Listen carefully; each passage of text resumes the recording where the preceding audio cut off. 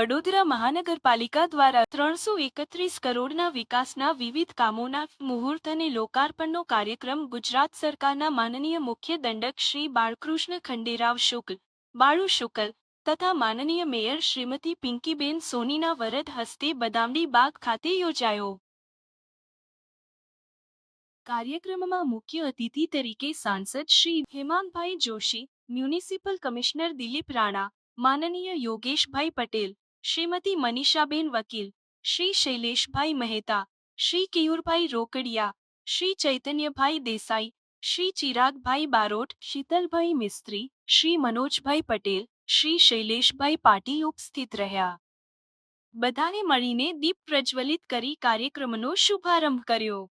માનનીય પિંકીબેન સોનીના હસ્તે બાલકૃષ્ણ શુક્લને મોમેન્ટો અને રૂમાલ આપી સન્માનિત કરવામાં આવ્યા।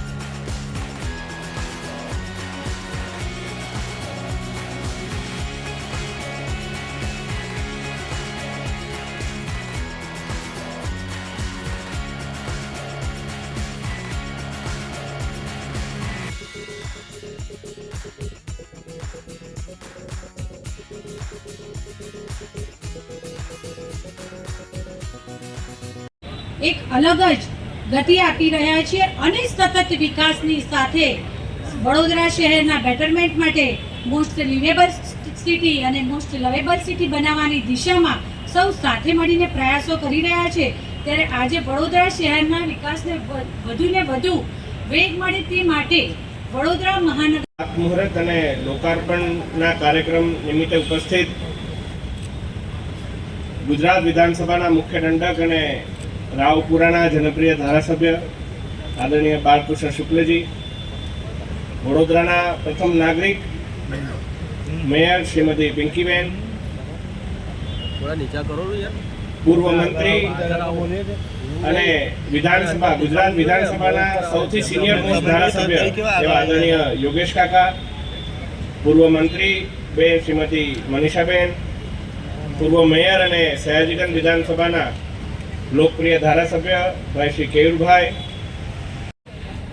જે છેલ્લા 6 મહિના પહેલા જે પ્રકારની પરિસ્થિતિનો સામનો કર્યો અને ઘણીવાર એવું હોય કે આવી કોઈ પરિસ્થિતિ આવે ત્યારબાદ એ પરિસ્થિતિમાંથી ઊભા થતા આપણને ઘણી વાર લાગતી હોય છે। તંત્રને ફરીથી ધમધમતું કરતા પણ અમુક સમય વીતી જતો હોય છે, પરંતુ આ તો આપણા દેશના વડાપ્રધાન શ્રીમાન નરેન્દ્રભાઈ મોદીજીની કર્મભૂમિ છે અને જે પ્રકારે 2001ના ભૂકંપ બાદ અત્યારે કચ્છનું આપ જુઓ, જે પ્રકારનું ચિત્ર સમગ્ર વિશ્વ કચ્છ તરફ અત્યારે દોડી રહ્યું છે, એ જ પ્રકારે આ વખતની પૂરની પરિસ્થિતિ બાદ વડોદરા મહાનગરપાલિકાના સફળ પ્રયત્નોથી વડોદરા પણ ધમધમી રહ્યું છે, વિકસી રહ્યું છે અને વિકસિત વડોદરાથી વિકસિત ભારતની તરફ દોટ માંડી રહ્યું છે। ઘણા બધા એવા પ્રયત્નો, ઘણા બધા એવા કાર્યો કે જે હાથ ધરવામાં આવ્યા છે। સૌ પ્રથમ તો વડોદરા મહાનગરપાલિકાનું જે આપણે કહેવાય કે હ્યુમન રિસોર્સ, જે મેન પાવર, એની અંદર પણ વધારેમાં વધારે રિક્રુટમેન્ટ, વધારે ભરતીઓ ચાલુ થઈ છે, જેથી કુલ 331 કરોડ રૂપિયાના ખાતમુહૂર્ત અને લોકાર્પણ પ્રસંગે આપણી વચ્ચે ઉપસ્થિત જેમના આગેવાનીમાં આ તમામ પ્રકારના કામો થઈ રહ્યા છે તેવા માનનીય મેયર શ્રીમતી પિંકીબેન, આગામી દિવસોમાં વડોદરા ટુરિઝમ ક્ષેત્રે આગળ વધે તે માટે જ્યારે મહાનગરપાલિકા કટિબદ્ધ છે.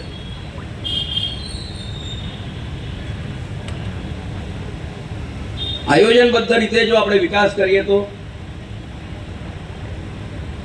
વડોદરા શહેરની આસપાસમાં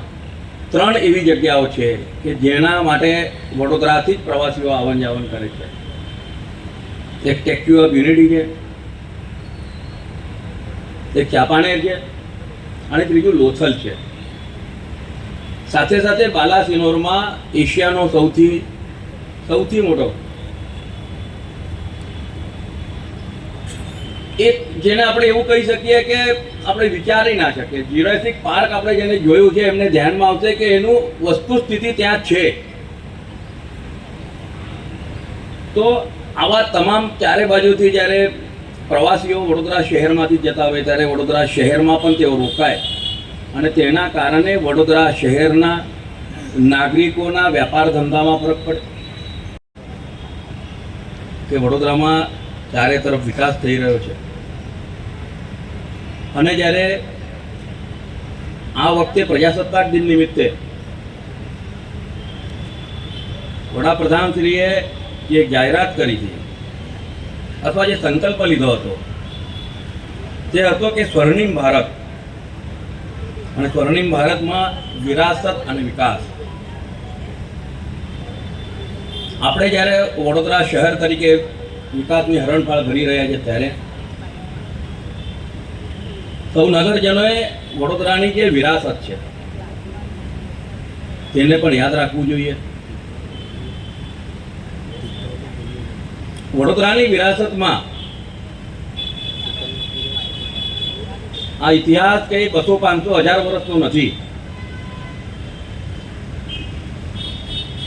પરંતુ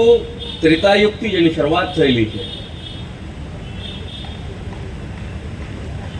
ભગવાન વિશ્વામિત્ર ઋષિએ ગાયત્રી મંત્રનો ઉદ્ઘોષ જે નદીના કાંઠે કર્યો હતો, સૌ પ્રથમ વખત એ વિશ્વામિત્રી નદી, જેને હાલમાં ગુજરાત રાજ્યના મૃદુ અને મક્કમ મુખ્યમંત્રી શ્રી વડોદરા વાસીઓને પૂરની તકલીફ ન થાય ભવિષ્યમાં તેના માટે થઈને 3000 કરોડ કરતાં પણ વધારે